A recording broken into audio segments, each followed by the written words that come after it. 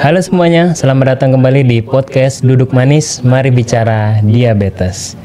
Tempat dimana kita duduk santai bareng untuk membahas visi, membahas misi dan tujuan besar bagaimana membangun sebuah entitas, bagaimana keunikan-keunikan yang ditemui di dalamnya, kemudian bagaimana Rumat sampai saat ini terus tumbuh dan berkembang.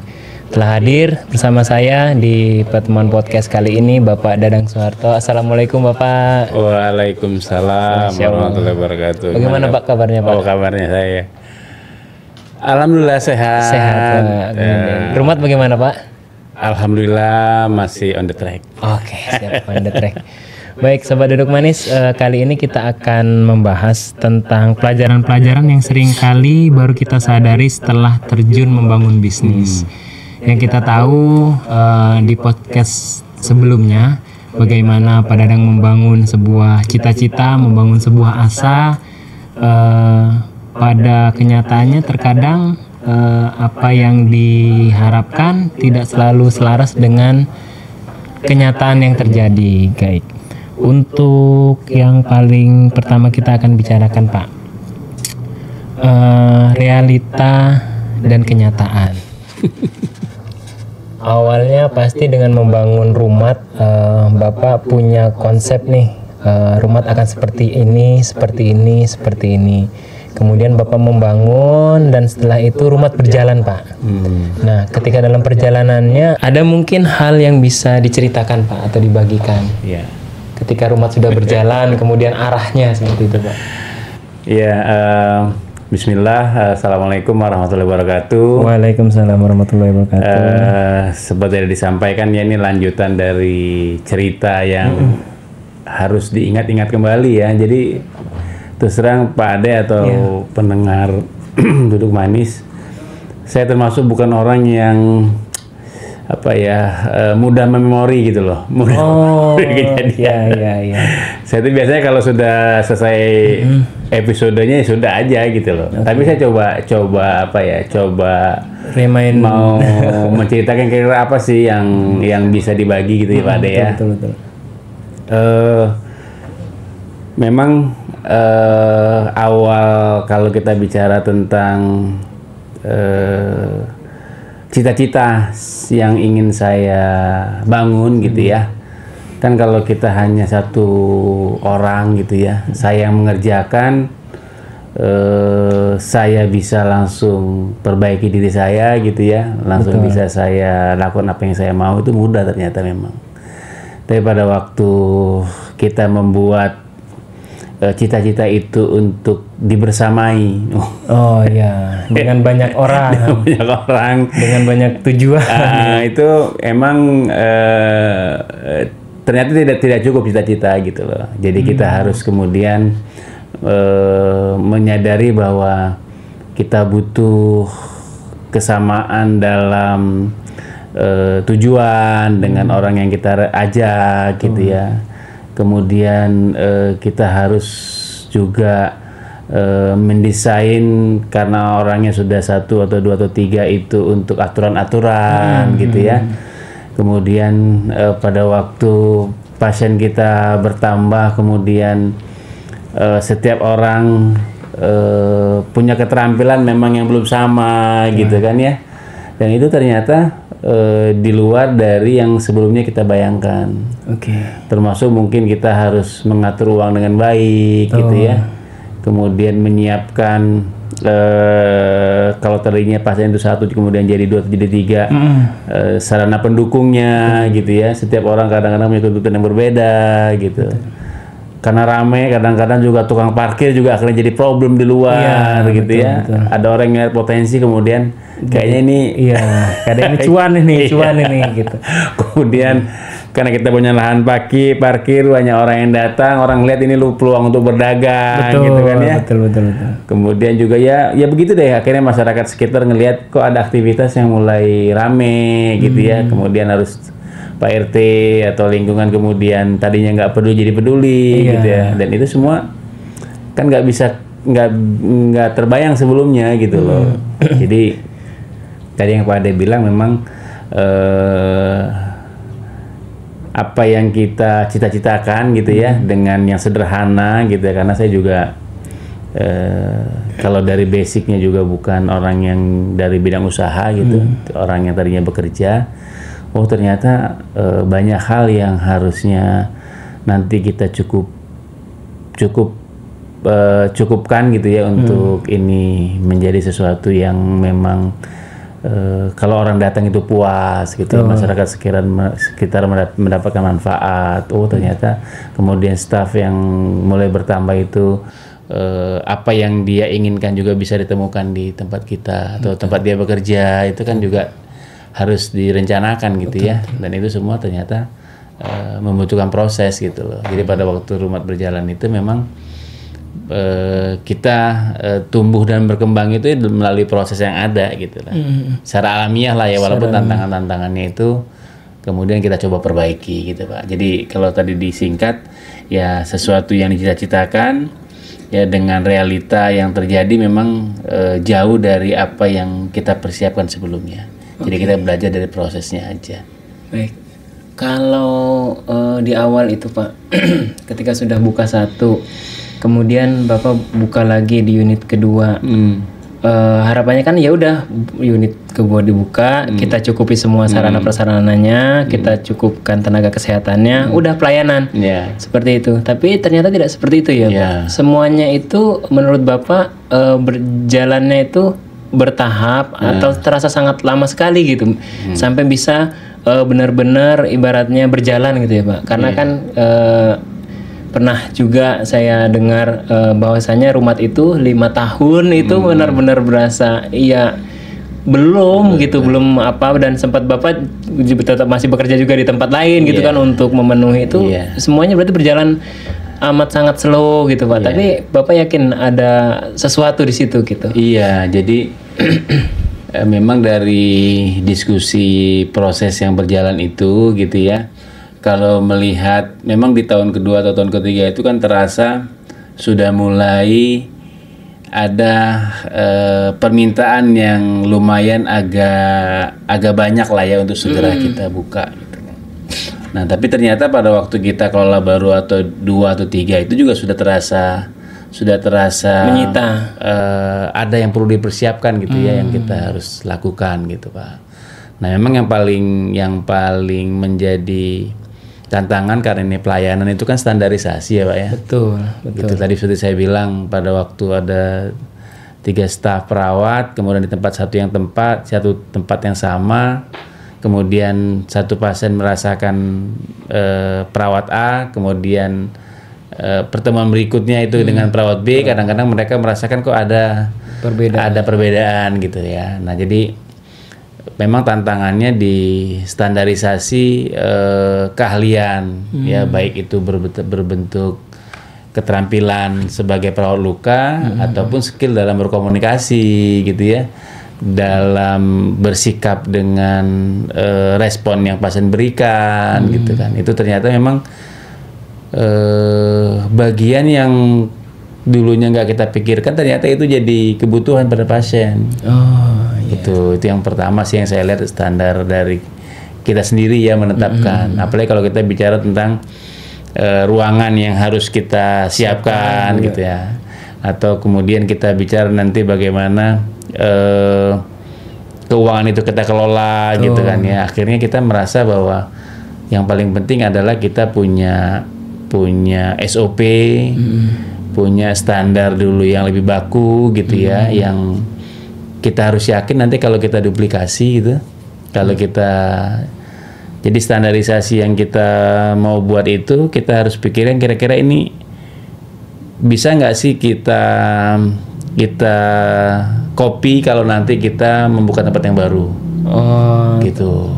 Nah itu memang belajarnya itu bolak-balik gitu loh, gitu ya. Walaupun kita ngerasa kayaknya kita udah siap nih, ternyata pada waktu membuka tempat yang baru ada pengalaman baru yang kita punya gitu. Gitu. Dan itu terus berjalan kan ya. Jadi memang kalau kita bicara nanti teman-teman yang mendengar podcast ini, mungkin mereka akan mengatakan iya gitu loh, karena saya juga mungkin rumah termasuk yang secara percepatan jumlahnya besar gitu ya. Betul. Gitu. Tapi saya yakin seperti tadi yang Pak Ade sampaikan, 5 tahun itu memang proses yang tidak mudah gitu ya, karena disitulah kita menyiapkan segala sesuatunya bisa, kalau kita mau buka lagi paling tidak ini bisa di copy paste di tempat lain. Jadi kadang-kadang peluang yang ada itu juga kita harus bersabar gitu ya, nggak buru-buru untuk melakukan, justru berbahaya pada waktu kita yang nggak siap gitu dengan kondisi yang staff yang tidak standar, keuangan yang bisa belum kita atur gitu ya, kita belum mau belajar yang banyak, malah kacau gitu loh. Betul. Malah berbahaya kan sebenarnya. Jadi saya mungkin berbagi pengalaman, nanti kalau teman-teman sudah merasa bahwa usaha praktek mandirinya sudah mulai tumbuh gitu ya, sebelum mencoba untuk menduplikasi, ya sadari dulu kalau hal-hal yang kita butuhkan secara apa namanya, secara standar itu sudah ada atau belum? Gitu. Kalau sudah ada, ya dicoba gitu. Oke. Berarti kalau dari pengalaman Bapak berarti jalan dulu, pelajari. Kurangnya ini kita lengkapi. Oh, awal baik itu staff, prasarana. Oh, ternyata kita butuh orang keuangan. Karena nggak bisa nih perawat megang uang juga, perawat merawat pasien juga. Iya, merawat pasien, terus yang kerjasama mungkin ya Pak. Perawat yang dari kerjasama. Berarti dipersiapkan sambil berjalan. Nah, yang menarik adalah ketika itu sudah terselesaikan. Apakah bisa yang Bapak sebutkan tadi itu piranti tinggal pakai tadi, maksudnya tinggal di copy paste, misalnya di mana ada kebutuhan di sana coba kita masuk, kita pakai pola yang udah ada itu akurasinya berapa persen kira-kira Pak? Atau kembali lagi kulturnya, budaya, kemudian perizinan di setiap wilayah itu seperti apa Pak? Iya, memang kan ini praktek mandiri keperawatan ini kan rada unik ya Pak Ade ya.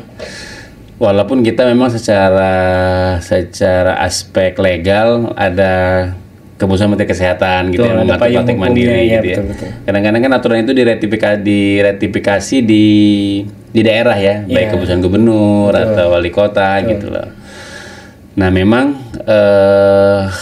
itu tantangan yang ditemukan tuh. Tapi menurut saya sih kan kita harus coba ya, kita harus coba. Nah yang tadi yang disampaikan itu memang yang menjadi problem itu biasanya adalah standarisasi terhadap keterampilan. Nah makanya waktu kita sudah mulai menduplikasi, ya kita harus percaya betul ada kurun waktu memang ternyata untuk mereka itu punya keterampilan skill, kemudian psikomotor gitu ya, kemudian sikap gitu ya, komunikasi, mengelola unit. Itu kemudian kita punya ukuran waktu gitu Pak. Gitu. Makanya sekarang ini kan pelatihan di rumah itu kan sekitar 100 hari lah ya, 3 bulan lebih. Yang tadinya itu 2 minggu Pak. Pelatihan itu 2 minggu. Awal-awal dulu 2 minggu. Itu gitu. sempat berapa angkatan Pak? Mungkin 5 angkatan pertama kali ya. 2 minggu. Ya, terus kita tambah sebulan gitu. Sampai pada akhirnya kita ngerasa ternyata untuk bisa nanti dia bisa mengelola seperti unit yang sudah jadi, ini kebutuhan pelatihan itu sekian lama loh. Makanya ini juga yang jadi tantangan banyak teman-teman di luar gitu ya, karena kan pelatihan di luar itu kan biasanya mereka hanya dapat pelatihan luka, sertifikat. Kemudian dia coba buka nih. Jadi begitu buka. Cuma tantangannya bukan itu gitu. Iya, betul. Nah, itu yang mungkin beberapa dari teman-teman juga merasa kok rumah bisa ya ini ya, karena kita punya sistem yang kita kembangkan sendiri, kemudian kita pakai lagi, kemudian kita pelajari lagi gitu loh. Ya, jadi sampai kemudian kita tahu bahwa kalau kita mau menentukan titik buka unit itu ada kriteria yang kita buat gitu loh. Berdasarkan apa? Berdasarkan pengalaman unit yang pernah dibuka. Gitu ya. Kadang-kadang di rumah itu kalau saya lihat, kalau untuk tempat gitu ya, kadang-kadang justru pada pelayanan kesehatan yang tadinya itu favorit di satu tempat, kemudian dia drop, gitu ya. Justru kadang-kadang tempat kayak gitu menjadi tempat yang bagus buat rumah. Jadi kita di beberapa tempat tuh ada apotek-apotek yang dulunya apotek yang rame gitu ya, atau klinik yang rame, kemudian apoteknya mau tutup atau klinik mau tutup, rumah datang. Justru di situ jadi potensi karena mungkin masyarakat di situ sudah tahu pelayanan itu gitu ya, tapi ada pesaing lain yang mungkin lebih ramah, lebih penataan lebih bagus. Nah itu mereka ternyata pindah. Tapi pada waktu dia lihat, oh ini ada hal yang baru yang dulu dia sudah tahu gitu ya. Jadi pada waktu dia cerita kalau dia ada tetangganya gitu yang ke sana, pada waktu bercerita tentang alamat kan dia sudah tahu sebenarnya masyarakat itu. Di situ loh, di tempat apotek itu loh yang dulu rame gitu kan ya. Betul. Nah yang kayak gitu kan unik ya. Unik bener Pak. Unik gitu loh. Jadi hal seperti itu tuh yang jadi pembelajaran, menurut saya jadi pembelajaran yang berharga ya dalam proses sampai 15 tahun ini. Yang terus mungkin orang nggak bisa mendapatkan itu sebagai sesuatu yang menjadi bahan diputuskan oleh orang lain karena dia nggak mengalami itu.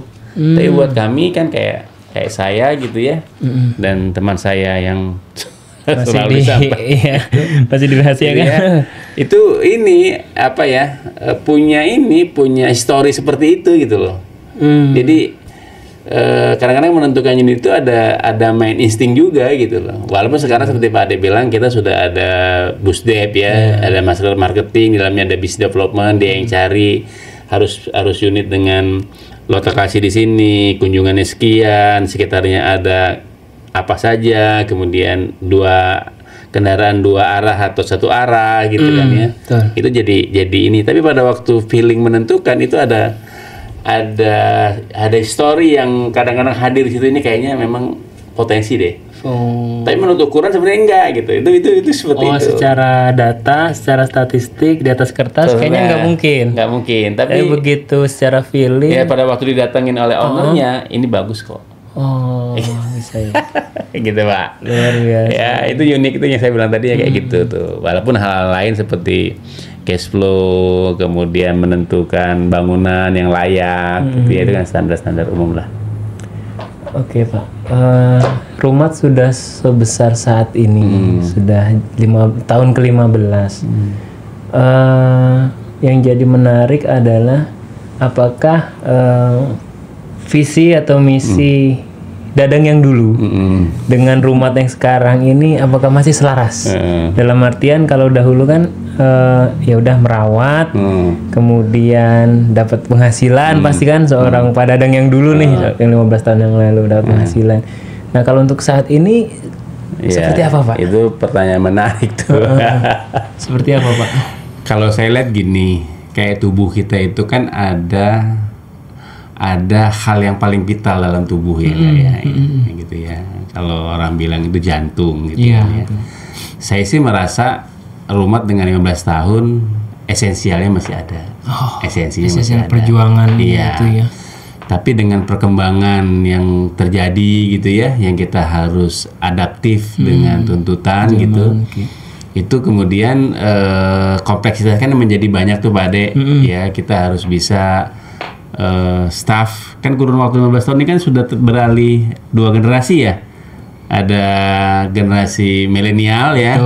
Kemudian masuk lagi generasi Gen Z gitu kan. Ya, betul. Nah, institusi yang bertumbuh itu kan harus adaptif ya dengan perubahan zaman. Nah, itu kadang-kadang secara pribadi kan saya ini kan produk kolonial. Produk lama ya. Saya generasi apa? Generasi Alpha. Generasi Alpha. Gen X. Ya, baby boomers ya. Baby boomer ya. Iya. Gitu loh. Jadi kan agak kaget-kaget gitu kalau saya ketemu dengan staff yang dulu kan saya kan namanya mencari kerja, diajarin, dikasih ilmu, itu kan kayaknya kita harus menjaga hubungan yang baik ya dengan yang orang yang mengajarin kita. Kalau anak-anak ini kan enggak. Pada waktu dia merasa ada sesuatu yang nggak pas sama hatinya gitu ya. Udah nggak mau. Iya. Ya hilang gitu. Itu rada-rada suka shock gitu loh, suka kaget gitu loh. Iya, betul. Nah, tapi kan tadi seperti saya bilang, saya kan harus beradaptasi ya dengan kemajuan dengan perubahan zaman. dengan perubahan gitu, dengan pola asuh gitu ya, yang generasi berbeda gitu ya. Tapi mereka kan cukup adaptif dengan teknologi gitu ya, dan itu menurut saya sangat menunjang, karena kan sekarang rumah juga semuanya hampir kegiatannya berbasis sama teknologi gitu loh. Tapi untuk berkomunikasi memang sepertinya harus ada orang yang menengahi gitu loh, yang nggak terlalu timpang generasinya gitu Pak Ade. Pola komunikasinya tidak selalu di posisi orang tua gitu. Iya. Ada di posisi sebaya, kemudian bahkan mungkin kayak anak-anak gitu ya. Tiga Jadi, tingkatan. nah itu juga yang seperti saya bilang tadi, ya seperti itu yang jadi kadang-kadang. Tapi saya merasa nilai-nilai utamanya sih masih terjaga kemurniannya. Termasuk tujuan bahwa praktik mandiri itu untuk memberikan status profesi pada perawat itu kan semakin kencang gitu ya, karena Rumat kan jadi tempat datang banyak kampus ya, banyak praktisi untuk belajar gitu ya, organisasi profesi juga mengapresiasi gitu Pak. Jadi satu sisi cita-cita yang dulu itu sudah mulai terlihat tercapai gitu ya, walaupun di sisi lain perkembangan mengikuti ya secara adaptasi dengan generasi yang berbeda itu yang juga jadi tantangan. Betul Pak. Nah dalam perjalanannya Pak, kalau bisa diambil 3 hal deh, 3 hal yang menurut Bapak pelajaran terbesar ketika membangun bisnis ini gitu Pak. Iya. Mungkin bisa dari tim, ternyata kita butuh tim, nggak bisa sendiri gitu. Kalau saya sih memang sampai sekarang aset itu adalah orang-orang yang ikut membesarkan apa yang sekarang sudah ada ya. Jadi kalau Pak Ade tadi bilang tim ya, dulu tuh saya nggak pernah kepikir sih ada orang IT, ada orang Digima, betul.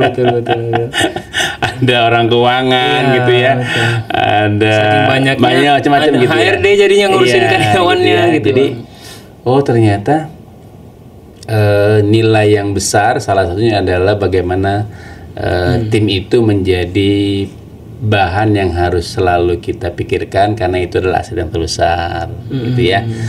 Karena kan nggak mungkin sesuatu yang sudah gede ini hanya bisa dikerjakan oleh beberapa orang, kan nggak bisa ya. Betul. Nggak bisa. Nah itu harus kita sadari tuh. Itu saya tuh ini sekali dengan hal seperti itu. Kemudian kedua, kalau yang saya lihat memang organisasi ini bisa berjalan dengan baik kalau ada orang yang mampu mengatur keuangan dengan baik gitu ya. Yang dulu kan kita tradisional gitu kan ya. Ada uang ya dihabiskan, habis itu kita cari lagi betul. Kita nggak berpikir harus investasi untuk tempat membuka yang baru gitu ya.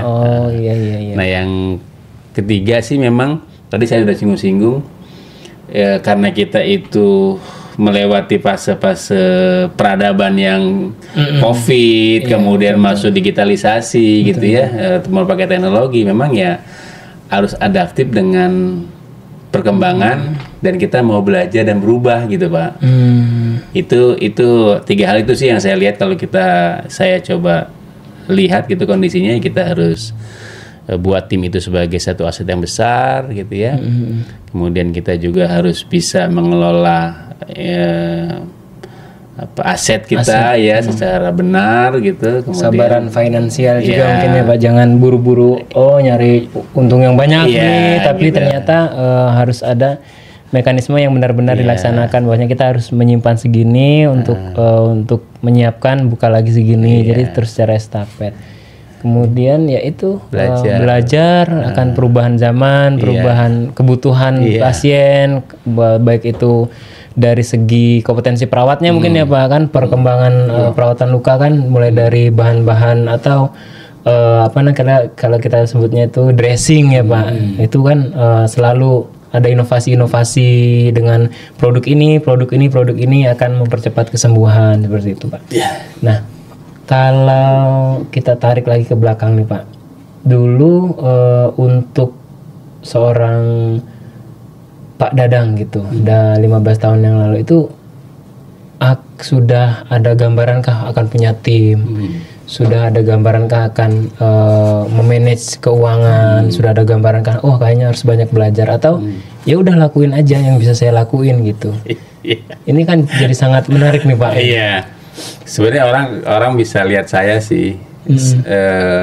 Tadi seperti di awal dulu dalam bayangan sih ya hanya 1 atau 2 sih Pak Ade. Cukup ya Pak. Cukup kan ya itu besar gitu. Ternyata enggak, ternyata tipikal pelayanan kita itu memang orangnya itu nggak bisa jalan jauh gitu loh. Jadi kalau kita mau besar ya harus buat banyak gitu loh. Harus jemput bola. Nah, itu kan kita sadari kan ya dalam proses tadi yang saya bilang ya, belajar dari proses yang kita lewati gitu loh. Jadi awalnya sih seperti itu. Ternyata memang tantangan usaha yang kita bangun ini tidak seperti yang kita bayangkan di awal. Betul. Gitu ya. Jadi memang kita harus orang mulai butuh gitu loh ya, mulai tahu kita, tapi mereka tak sanggup datang. Nah, gitu kan. Artinya kita yang kita harus lakukan adalah kita mencoba untuk mendekati mereka gitu ya, supaya apa yang dirasakan oleh orang yang pernah datang tapi mereka nggak bisa datang juga bisa mendapatkan pelayanan yang kita berikan. Gitu, Pak. Kalau harusnya sih podcast ini itu menginspirasi mungkin khusus untuk perawat-perawat yang mandiri ya Pak ya, yang benar-benar ingin menjadi praktek mandiri gitu. Nah, apa sih Pak yang bisa dibagikan gitu? Mungkin bisa nasihat, bisa petuah untuk perawat-perawat ini kalau ingin memulai. Iya. Kalau kita mau memulai sesuatu kan pasti orang kadang-kadang punya rasa, saya siap nggak sih, skill saya siap nggak sih, modal saya siap nggak sih gitu ya. Semua punya rasa takut gitu loh. Tapi ternyata apa yang kita takuti itu gitu ya, terkadang baru kita rasakan bahwa itu menjadi sesuatu yang tidak terlalu khawatir pada waktu kita mulai, Pak. Jadi maksud saya kalau teman-teman yang sempat mendengar podcast ini gitu ya mulai aja dulu gitu loh. Seperti saya cerita tadi gitu, kita baru tahu kebutuhannya kan pada waktu berjalan gitu. Tapi kita harus sadari bahwa pada waktu kita memulai itu kita sudah punya bekalan, karena kita akan membantu orang dengan masalah luka gitu ya. Kita harus punya ilmunya itu. Ya, jadi mulai dulu dari yang kita ada aja dulu gitu. Dari kita mulai saat ini gitu ya, dari yang kita punya. Nah kemudian jangan lupa bahwa proses kita untuk bisa ngelihat orang lain besar, orang itu juga mengalami kesulitan-kesulitan. Gitu. Betul. Ya, jadi kalau Rumat sekarang sudah mungkin 15 tahun berjalan seperti ini, ya teman-teman harus tahu bahwa untuk sampai ke 15 tahun dan besar itu juga mengalami kesulitan gitu loh. Jadi pada waktu nanti sudah dimulai ada tantangan, ya bersabar. Gitu loh. Bersabar dengan proses gitu ya. Jadi kalau ada justru saya mesti katakan, justru pada waktu problem itu muncul itu menunjukkan bahwa kita itu bergerak. Berarti kita harus ada sesuatu yang akan bertumbuh nanti. Gitu. Jadi kalau kita sudah memulai, dirasakan sudah berjalan, nanti ada tantangan. Nah tantangan itulah nanti yang akan membuat kita menjadi besar kalau kita bisa melewati tantangan itu. Jadi jangan dianggap tantangan itu sebagai sesuatu yang menyulitkan, tapi tantangan itu jadikan bahwa itu adalah sesuatu yang harus kita lewati kalau kita ingin menjadi lebih besar dari sekarang. Baik, seperti itu ya. Ya, itu aja sih kayaknya yang kalau yang saya rasakan gitu ya. Plus kedua ya, kita kalau kita sudah merasakan tidak bisa sendiri, ya bawa orang lain. Bawa orang lain untuk masuk dalam tim kita. Kadang-kadang orang begini kan dia berpikir kalau bawa orang lain kan berarti apa yang dia dapat terbagi kan. Betul, pasti. Kalau saya sendirian ya sebenarnya buat saya. Padahal pada waktu terbagi dia dapat lebih banyak gitu loh. Gitu loh. Kan kalau satu dapat 10, kalau berdua kan bisa dapat 15. Ya, atau malah lebih banyak kan gitu ya, karena terbagi oleh orang yang lain kan pekerjaan kita, dan dia juga bisa menyumbangkan pikiran, bisa membawa rezeki juga dari apa yang dia miliki karena dia bekerja tempat kita gitu, Pak. Baik, berarti untuk yang mau memulai, untuk para sobat duduk manis semua. Ya udah mulai dulu aja dari apa yang ada. Kemarin Bapak di awal-awal sempat cerita, iya dari ruang tamu dijadikan dulu ruang perawatan. Kemudian Kan kita bukan anggota legislatif yang sering betul. Paling lebaran doang kan ada tamu. Betul. Iya. Betul.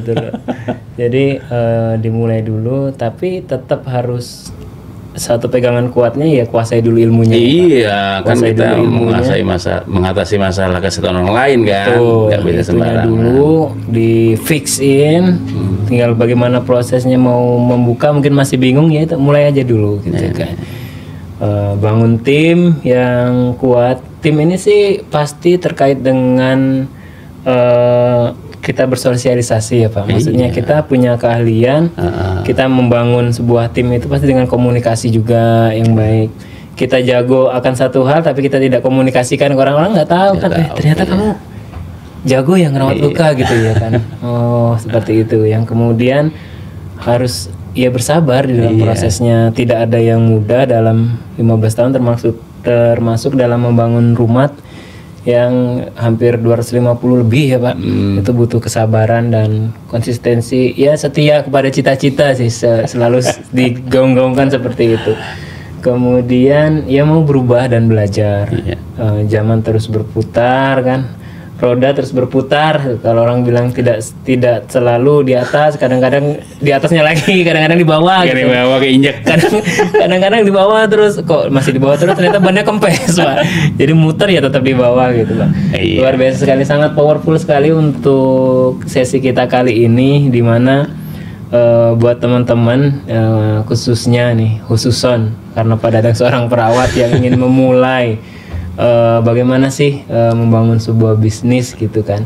Kita udah bocor-bocorin nih. Jadi teman-teman Sobat Duduk Manis harus stay terus nonton podcast ini untuk dapat insight lebih banyak untuk bagaimana mengelola, bagaimana menjalankan bisnis yang tadinya ya hanya 1, 2, 3 kemudian jadi 100, kemudian jadi 200 gitu. Dan kita akan mungkin di pembahasan berikutnya kita akan bahas scale up kayaknya. Iya, mungkin. Bagaimana yang udah berjalan ini, sepertinya ini ada potensi untuk kita lipat gandakan. Nanti kita akan bahas di pertemuan podcast berikutnya.